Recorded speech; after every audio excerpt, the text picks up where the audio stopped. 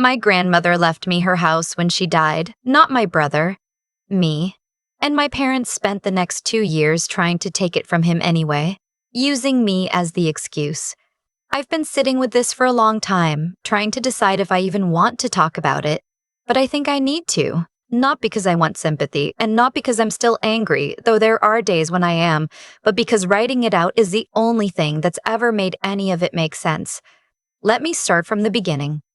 My brother's name is Nolan. He's 3 years younger than me, and from the time he could walk, he was the son that our entire family orbited around. I don't say that with bitterness anymore. Not really. It's just the truth. He was charming and loud and good at things people could see. Baseball, student council, making adults laugh at dinner tables. I was quiet. I read books in my room. I got straight A's, but quietly in a way that didn't make anyone want to frame anything. My parents never said out loud that they loved him more. Parents never do, but there's 100 small ways a family tells you where you stand, and I learned to read all of them early. At Christmas one year, I was maybe 11, I asked for a camera. Nothing fancy, just one of those small point-and-shoot ones that were everywhere back then. I'd been saving up birthday money and was about $30 short. I didn't even need them to buy the whole thing. I just mentioned it. My mom said she'd see. Christmas morning, Nolan had a new PlayStation, 3 games, an extra controller, and a brand new baseball glove even though it was December. I got a gift card to a bookstore for $15. Not enough to buy one of the books I'd actually wanted. I remember holding it and smiling because everyone was watching me, and underneath the smile, I was doing that thing kids do where you convince yourself you don't care. You were never going to care. Caring was the problem. I got good at that. Nolan's 16th birthday was the one that broke something in me, though. My parents rented out the back room of a sports bar, invited 30 of his friends, hired a DJ, had a custom cake made with his baseball jersey number on it. My own 16th birthday, my mom made a sheet cake from a box and forgot to buy candles. I don't even think my dad came home for dinner that night. He had a work thing. I sat at the kitchen table with my mom and ate grocery store cake in a quiet house, and she kept saying things like, "We'll do something bigger next year," and next year never came. I'm not telling you this so you'll feel sorry for me. I'm telling you because this is the context. Everything that happened later makes no sense without it. When I was 17, my grandmother, my mom's mother, started spending more time with me.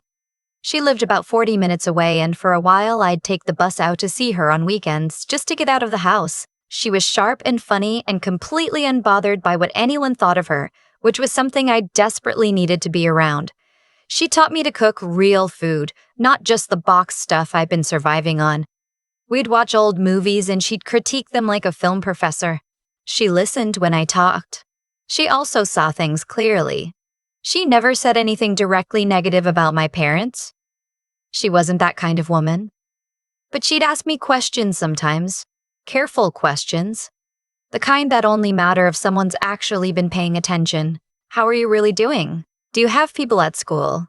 What do you want your life to look like? Nobody else in my family asked me that last one. I moved out at 18, the week after graduation.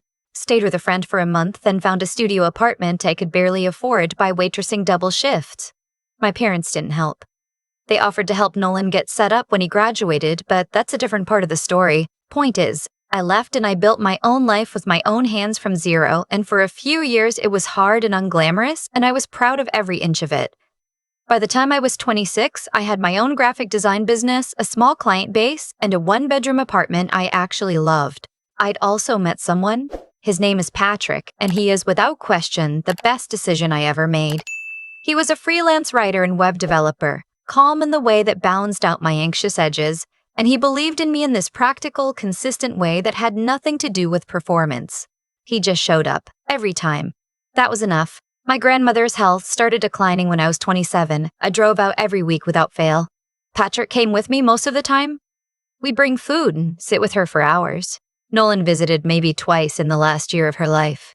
My parents went more regularly toward the end, but my grandmother told me once, quietly, that it felt different when I was there. She didn't elaborate. She didn't need to. She passed in the early spring, just after my 28th birthday. And then came the will. She left me her house. It was a 3-bedroom craftsman bungalow in a neighborhood that had gotten considerably nicer over the years. Not enormous, but solid and paid off completely, and she'd been meticulous about maintenance. She also left me a small amount of cash, enough to cover any repairs. Everything else, her jewelry, her car, her furniture, a savings account, went to my mother and to Nolan in various portions, but the house was mine.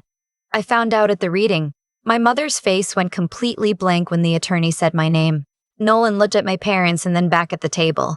Nobody said anything, not then. The attorney kept reading. Patrick was with me. He squeezed my hand under the table. The drive home was quiet. I kept waiting for it to feel more real. It didn't, not that day. 3 weeks later, my mother called. She wanted to come see the house. She said she just wanted to walk through it one more time, for sentimental reasons, and I understood that. It was her mother's home after all, so I said yes. Patrick and I drove out together. We were already talking about moving in, fixing up the kitchen, making it ours. My parents arrived with Nolan, and Nolan brought his girlfriend, Tessa. And Tessa was pregnant. Nobody had told me. I found out in the driveway when Tessa turned slightly and I noticed, and then it all clicked. The look on my mother's face, the way Nolan wasn't quite meeting my eyes. We went inside. My mother started walking through rooms the way you do when you're thinking about square footage rather than memories. My father stood in the living room and said almost casually that a house this size really was too big for just 2 people. I said Patrick and I were planning to start a family too, eventually. It came out more defensive than I meant it to. My father looked at me for a long moment. Then he said, Nolan actually has a family coming. Right now. It would make more sense for them to be here. You and Patrick have time. I heard the words. I understood them. But some part of my brain kept rejecting the translation. This is my house, I said. Your grandmother would have wanted the family taken care of, my mother said. She had this tone she gets, very soft, like she's being reasonable. She didn't know about Tessa when she wrote the will. Things change. Nolan said, we're not asking you to just hand it over. We're saying maybe we could work something out. But nobody was saying what that something would be. And the way Tessa was nodding slowly, looking around the room like she was already mentally placing furniture, something in my chest went cold. I asked them to leave. My father's voice went sharp. He said I was being selfish, that I always put myself first, that this was a family matter and I was acting like it only concerned me. He said my grandmother would be ashamed. He said Nolan needed stability for his child. And what did I need the extra rooms for, really? I said it again. Leave. Patrick stepped forward and stood beside me. He didn't say anything, just stood there. It was enough. My father looked at him and then back at me, and then he said something I will not repeat here, and they left. That night I cried for a long time, not because of the house, not really, because somewhere in the back of my mind I had still been hoping that they'd see me, that they'd come into a space my grandmother had entrusted to me and feel something other than calculation. I knew better. I'd known better for years. But hope is stubborn and stupid, and it hurts every time. The letter from the attorney arrived 11 days later. My parents were filing a legal challenge to the will.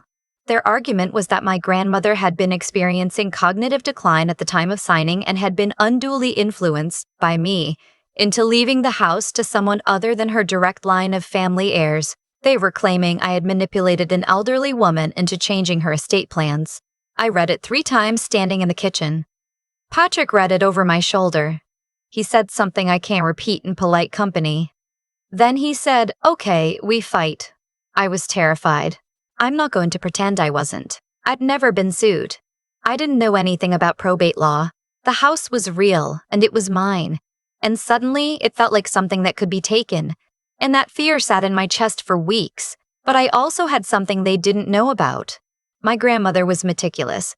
I said that already, but I mean it in a specific way. She kept records of everything, a habit from working in insurance administration for 30 years. And in the months before she passed, she had been very intentional. She'd updated her will with an attorney of her own choosing, one she'd worked with for years who had no connection to our family. She'd had 2 witnesses present who were neighbors of hers, not related to anyone involved. And she had written me a letter. I hadn't opened it until after the reading. It was handwritten, 4 pages, in her clear looping cursive. She told me why she'd made the decision she made. She said she had watched me build a life from scratch while her own daughter looked away. She said she'd watched me show up every single week and she wanted to give me something solid to stand on. She said she knew it might cause problems and she was sorry for that, but she said I deserved to have something that was unambiguously mine. That letter went to the attorney. So did the neighbor witnesses. So did the documentation from her doctor confirming that at the time of signing, she was of sound mind and had been assessed within the prior month. My parents' attorney pushed anyway. These things don't just stop because the other side has a strong case.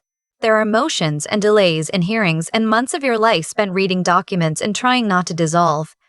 Patrick came to every appointment. He organized every document. When I couldn't hold it together, he'd make dinner and not ask me to talk about it and just sit with me.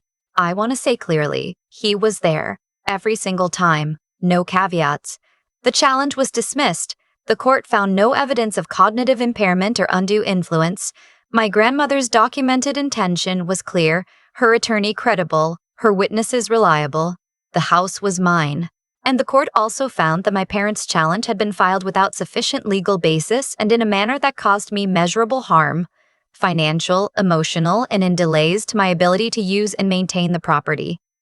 I was awarded $62,000 in damages. When I heard the number, I didn't feel triumphant. I felt tired. I felt relieved. And underneath that, something quieter. Something I'm still not sure how to name.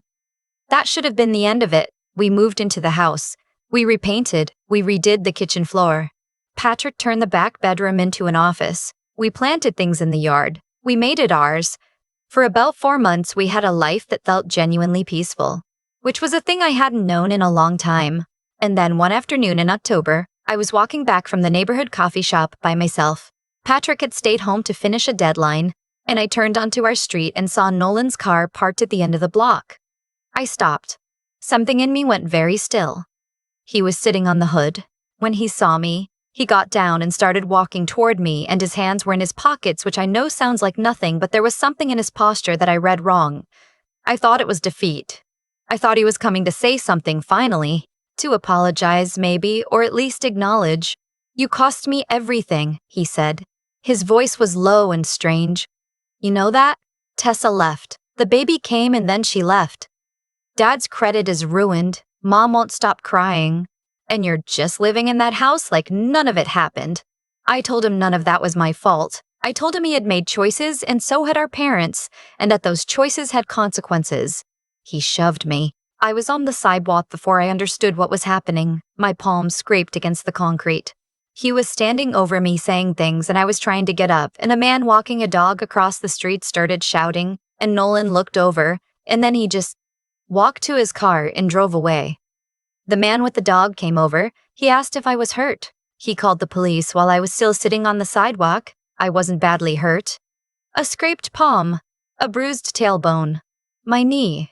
It could have been so much worse, and I was aware of that, and somehow that awareness made me shake harder than the actual pain did. Patrick got to me before the police did. He'd been on the phone with me when it happened. I'd called him on my walk, and the line was still open, and he heard it and he ran. He was out of breath when he reached me, and he just sat down on the sidewalk next to me and didn't let go. That part I keep coming back to. Him just sitting down on the ground next to me like that. Nolan was arrested that same evening. He didn't run. There were 2 witnesses, the man with the dog and a woman who'd seen it from her porch. There was also the audio from my open phone line.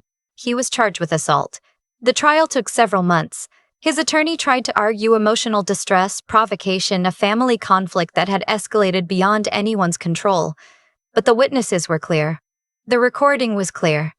My injury documentation was clear. He was convicted, 18 months with the possibility of parole after 12. My parents came to the courthouse. My mother sat in the gallery, and when the verdict was read, she made a sound I won't describe. My father stared at the floor.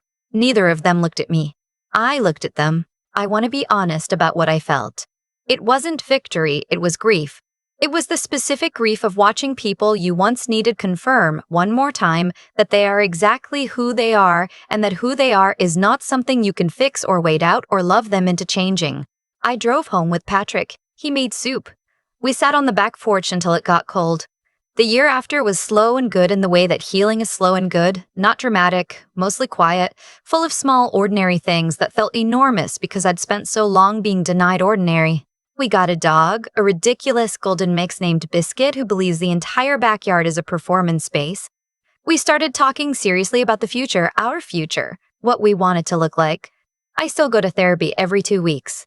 I'm still putting back together things I didn't know had come apart. There are mornings when I wake up and the house is quiet and the light comes through the kitchen window and I feel something I think might be peace, and I hold on to it carefully because I know it took a long time to get here.